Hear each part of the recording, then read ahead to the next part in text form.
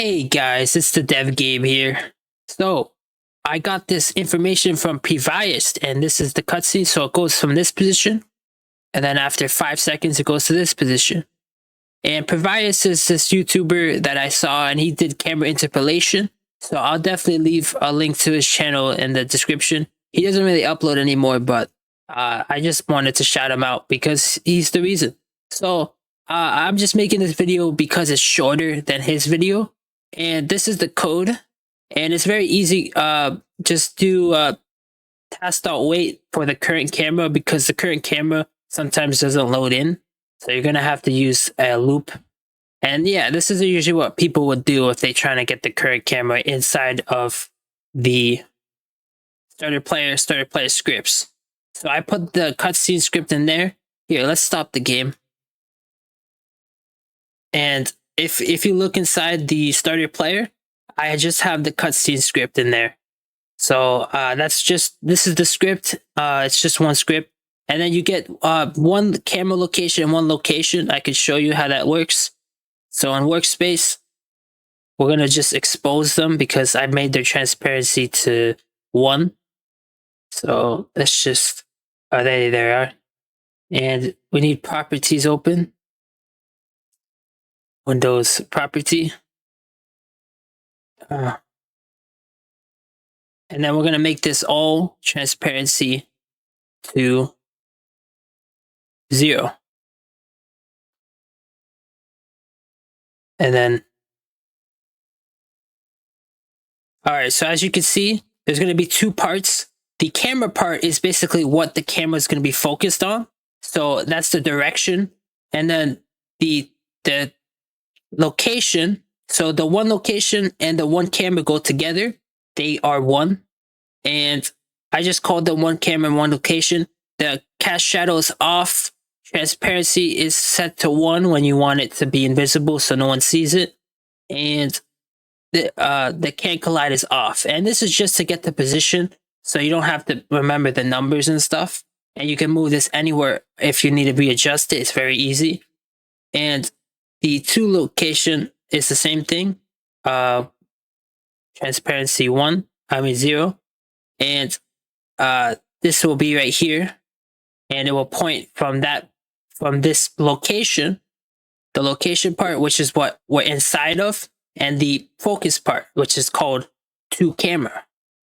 So if you want to copy that, it's just 1 camera position called 1 camera part and 1 location, and then 2 camera position and 2 location. Let's look at the code.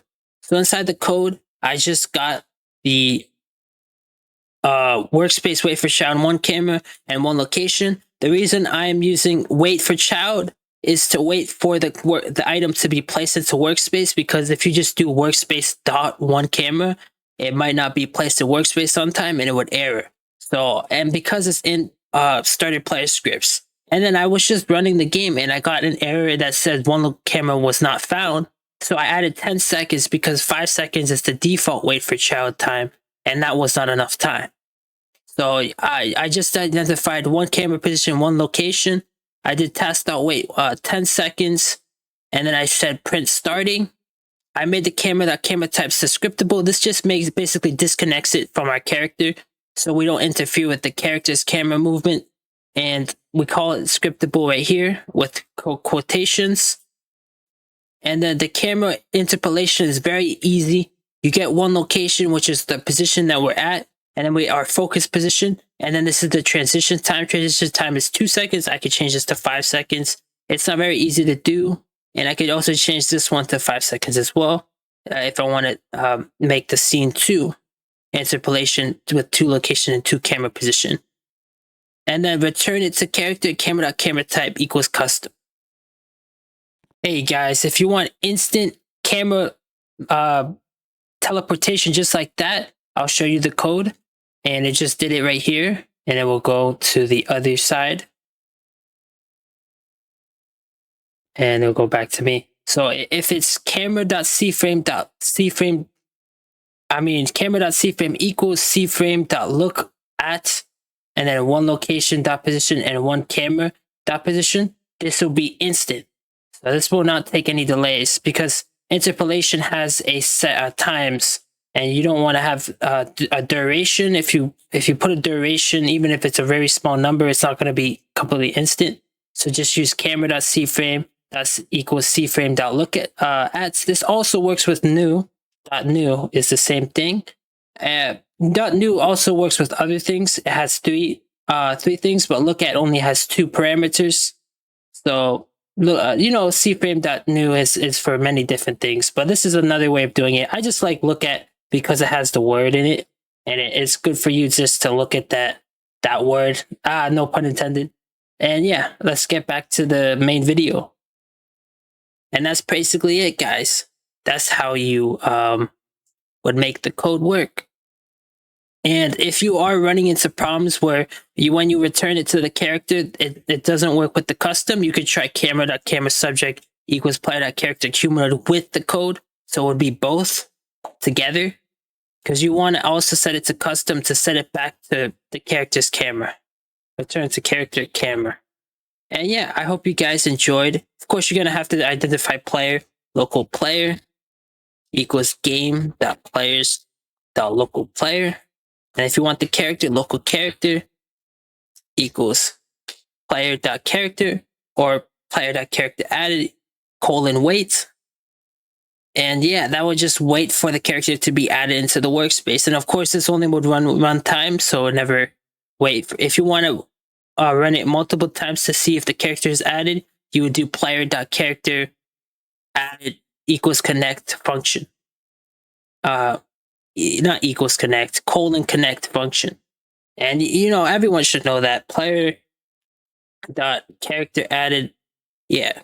And then you could do that as well. This will work every single time if you're ever having this situation. But I don't think you should need this. It's only one time. And then just, copy the code and, use the same script. Just identify if the map is changed using like a bool variable. Map changed dot, you will have it in game replicated storage. The map changed dot, map dot changed. This is like a very simple way. And of course, it would be inside of replicated storage, the bool variable. And this will be called map. In map. I'll call it in map. So in map, and then you set it to true with the code. And then you identify in map, which is in game.replicated storage. Probably will be in the matchmaking folder. Matchmaking folder. Match folder. Matchmaking. And in map, once it's changed, connect the function. And you would run the code. You would run the cutscene as soon as the in map bool variable is set to true. If new value equals true. So new value. And then new value. If new value is true. And of course, you would have to identify if in map is set to true, and you would do that in a different script on the server side. So you don't even have to fire an event, because if you fired an event, just to tell you if the map is true, that's kind of sucks. But this is a better way of detecting if the map is set to true. Then the map set to true. So what are we going to do? We play a cutscene. And of course, this code would be inside this .changed. And yeah, I hope you guys enjoyed today's video, and I'll see you guys next time. Peace out.